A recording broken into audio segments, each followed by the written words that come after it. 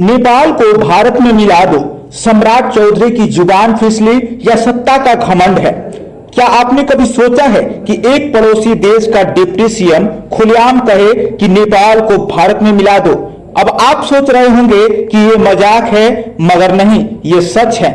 और जब ऐसी बात मनीष कश्यप जैसे यूट्यूबर ने भी एक बार नेपाल को गाली दिया था, लेकिन उसको नहीं पता था कि उसका दुश्मन कोई नेपाल देश नहीं बल्कि उसके ही देश के, उसके ही राज्य के लोग बन जाएंगे, जिस कारण से उनको जेल जाना पड़ा था। उनको अपने ही देश में दर दर के ठोकरें खाने पर मजबूर होने पड़े और आज भी बहुत उनके समस्या चल रहे हैं। लेकिन लोगों को लगता है कि जैसे वो पाकिस्तान को गाली दे सकते हैं, उनको लगता है कि हम नेपाल को भी गाली दे दें। उससे पहले उनको सोचना चाहिए था कि उनके देश के सम्माननीय प्रधानमंत्री नरेंद्र मोदी जी नेपाल के बड़ाई करने से कभी नहीं थकते। नेपाल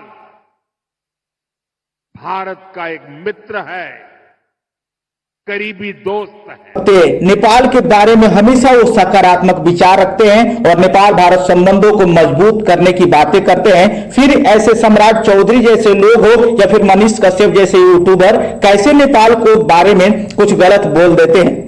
आइए हम जानने का कोशिश करते हैं कि नेपाल की संप्रभुता से खेलना अब एक सस्ता राजनीति का हथियार बन गया है। नमस्कार दोस्तों, मैं हूं प्रभाकर चौरसिया और आप देख रहे हैं संदेश टू प्रभाकर, जहां हम बात करते हैं उन मुद्दों की जिनसे हमारी अस्मिता, संस्कृति और आत्मसम्मान जुड़ा है। आज हम बात करेंगे उस बयान की जिसने भारत नेपाल की आत्मीय रिश्ते पर सवाल खड़े कर दिए हैं। सम्राट चौधरी का बयान सिर्फ एक शब्द नहीं था, वो था एक पूरे राष्ट्र के आत्मसम्मान पर हमला।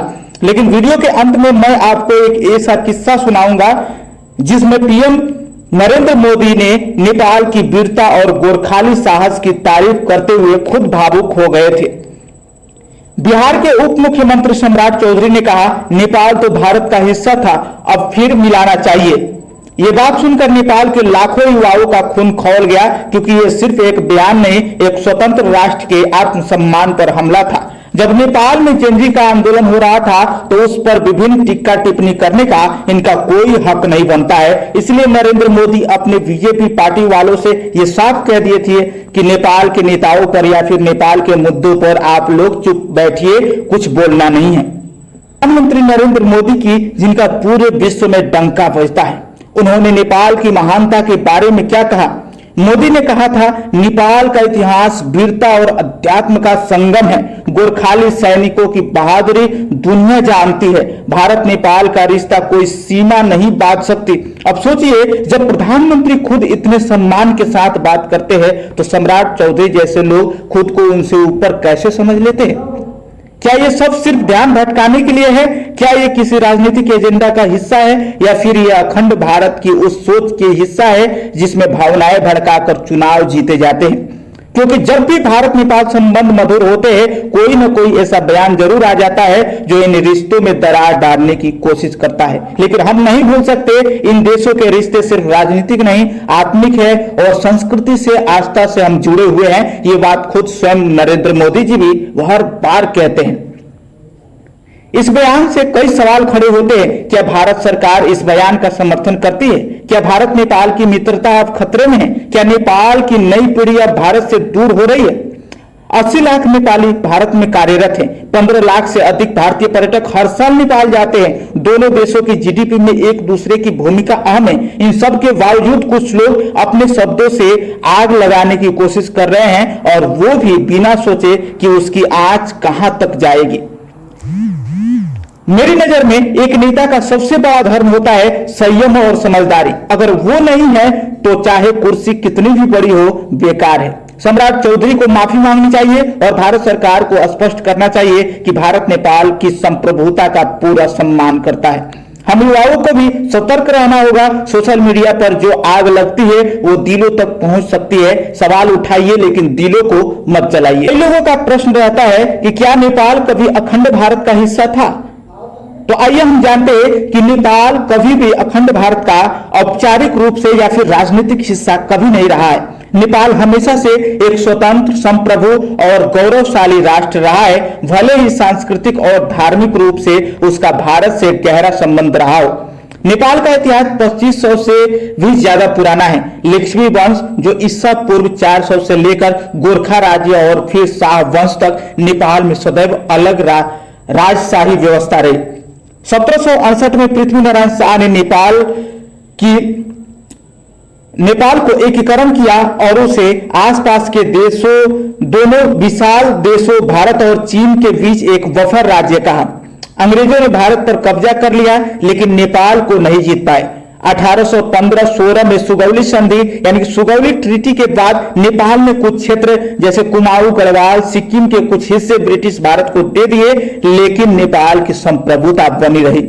नेपाल और भारत धर्म, संस्कृति और परंपराओं से गहराई से जुड़े रहे।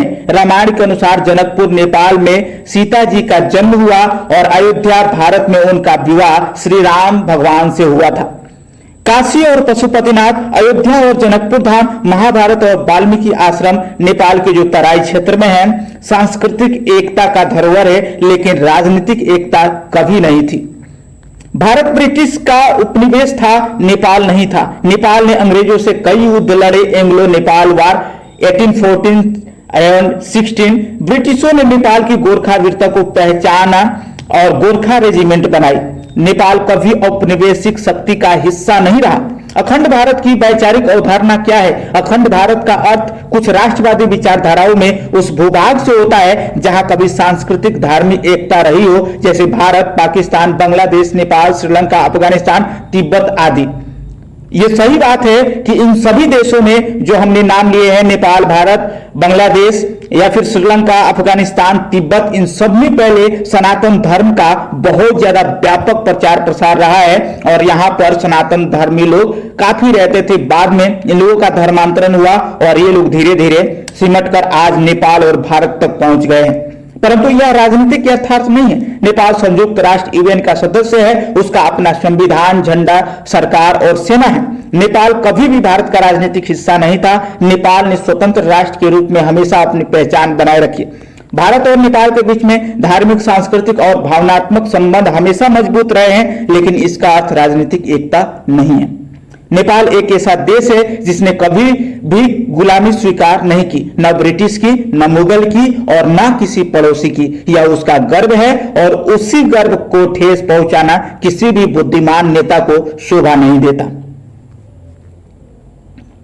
नेपाल दक्षिण एशिया के सबसे पुराने स्वतंत्र देशों में से एक है और गौरव की बात है कि नेपाल कभी भी किसी विदेशी शक्ति जैसे ब्रिटिश हो, मुगल हो या अन्य उपनिवेशवादी ताकत के अधीन नहीं रहा। दक्षिण एशिया में नेपाल आता है, भारत आता है, पाकिस्तान आता है, बांग्लादेश है, श्रीलंका है, भूटान है, मालदीव है, अफगानिस्तान है, लेकिन ये सभी देश कभी न कभी किसी विदेशी तंत्रों का जो है अधीन रहे हैं। केवल नेपाल ही एक ऐसा देश है जिसे कोई स्वतंत्रता दिवस मनाने की जरूरत नहीं पड़ती, क्योंकि इसे कभी गुलाम नहीं बनाया जा सका। नेपाल का संगठित राष्ट्र के रूप में एकीकरण पृथ्वीनारायण शाह ने 1768 में शुरू किया था, लेकिन उससे पहले भी यहाँ लिच्छवी, मल्ल, गुप्त वंशों की सभ्यताएं थी। नेपाल में सन 2008 तक राजशाही थी और राजशाही के बाद आज लोकतांत्रिक गणतंत्र राज्य है, लेकिन पूरे समय में ये एक अस्मिता युक्त संप्रभु राष्ट्र बना रहा। नेपाल एकमात्र देश है जो हिंदू राष्ट्र के रूप में सदियों तक पहचाना जाता रहा। यहाँ की संस्कृति भारत से जुड़ी हुई है, लेकिन स्वतंत्र रूप से विकसित हुई है। नेपाल पहले भी हिंदू राष्ट्र था, आज भी हिंदू राष्ट्र है, क्योंकि हिंदू राष्ट्र की छवि पूर्ण रूप से वहां दिखाई देती है। वहां की धर्म, संस्कृति, रीति रिवाज, परंपरा आज भी बदले नहीं है। भले ही संविधानों में धर्मनिरपेक्ष लिखा गया हो, लेकिन असल में कहे तो जैसे पृथ्वीनारायण शाह ने कहा था कि असली हिंदुस्तान तो नेपाल है, क्योंकि हिंदुओं का स्थान नेपाल रहा है, जो कभी किसी का गुलाम नहीं रहा, कभी किसी के अधीन नहीं रहा। यह कहना गलत होगा कि बाकी देश अस्तित्व में नहीं थे, लेकिन उनमें से अधिकतर गुलामी से गुजरे, जबकि नेपाल कभी उपनिवेश नहीं बना। नेपाल केवल एक देश नहीं, एक ऐसे गौरवशाली सभ्यता है जिसने कभी किसी की जंजीरें नहीं पहनी। दक्षिण एशिया में वो आज भी सिर ऊंचा किए खड़ा है, क्योंकि उसने कभी घुटने नहीं टेके। अगर आप भी मानते हैं कि नेपाल एक महान राष्ट्र है और नेपाल भारत की मित्रता हमारे संस्कारों की पहचान है, तो इस वीडियो को जरूर शेयर कीजिए, नीचे कमेंट कीजिए और इस आवाज को जन जन तक पहुंचाइए। मैं हूं प्रभाकर और आप देख रहे थे संदेश टू प्रभाकर। फिर मिलेंगे एक और सच्ची, साहसी और संवेदनशील कहानी के साथ। जय श्री राम। नेपाल आमा को जय। नमस्ते, धन्यवाद।